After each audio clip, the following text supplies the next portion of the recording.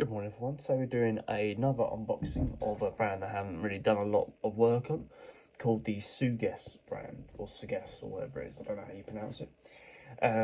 It's another Chinese brand from Shenzhen, the city of Shenzhen, and it's called the 1963. So let's have a little look at the watch box. The watch box is a bit more of a cheaper style take, but I think it's meant to be a deployment style box. But it reminds me a bit of a Luminox box as well, with that deployment style finish on it. 4 simple snap down holders just to hold on to the lid of the watch.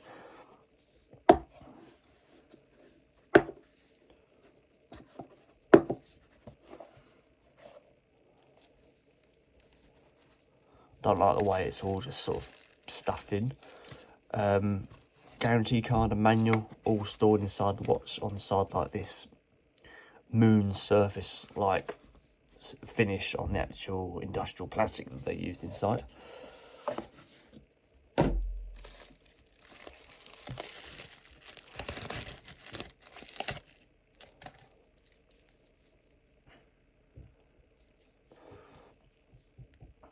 So here we go guys, this is the London Craftwork Sugess 1963 40mm with a 13mm case thickness, and retails around £199.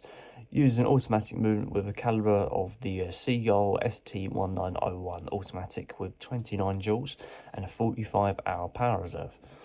The actual weight of it probably weighs about 150 roughly. The actual watch itself is probably taken down with this strap. So let's have a look at the face. So the face, the dial is called an avocado dial, the actual green part of it, and then you've obviously got these squarish, they're rounded square chronograph. Second hand, your chronograph is that Milgauss inspired Rolex second hand there, and a 30-minute counter on there. It might be 60 minutes actually, I'm not sure. You have to test that out. Fully luminous orange hands as well. And yes, there's obviously a lot of detail. It's a very, very busy watch, and you can see that it is a traditional take. And a full tachymeter inside the actual watch as well. And sort of a Tiffany sort of blue, I suppose, sky blue finish. So let's have a look at the chronograph. Chronograph buttons are tinted blue, and with a polished effect.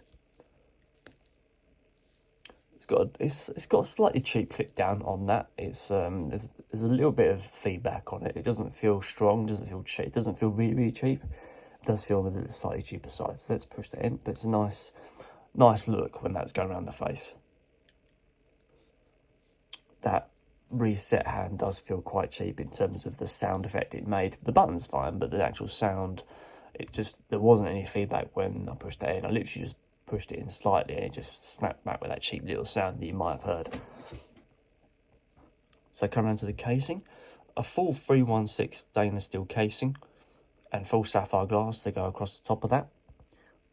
Full polisher finish going all the way around the side. So the crown is obviously an automatic movement, so no date dial, so I imagine it's just one position. The default, it doesn't screw down this crown, it's just a simple pop-out one.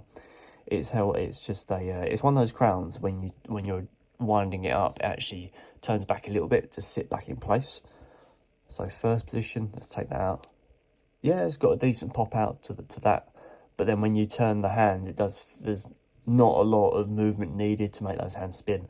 That's what I don't like, really. It just feels a little bit cheap, but the actual rotation of the crown, there is some feedback there, but the amount of movement for the hands, it is on the cheaper side, especially when you're paying £200.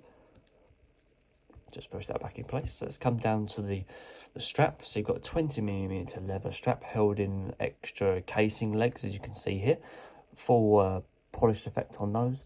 Full black line stitching going all the way down here.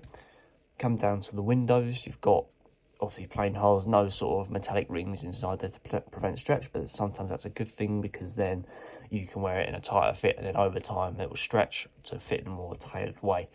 So come around to the back, very, very bold finish the back of it with the sort of the gingery orange style back to the actual strap. The good thing about the strap is they're all quick release. As you can see from these little lugs on the straps here, they just quickly release like that. It's a cheaper style leather strap, as you can see. I've seen these sort of style holders before as well. You can see there's a lot of play on that, but again, it's just a simple holder really. Leather straps do their job. They're rugged, so. And then obviously we've got a full view of that Seagull movement in the back there. It's quite a nice thing to see. Obviously got a wrap on the back of that, but I'm not going to take that off. Got the full markings as well going all the way around the side there.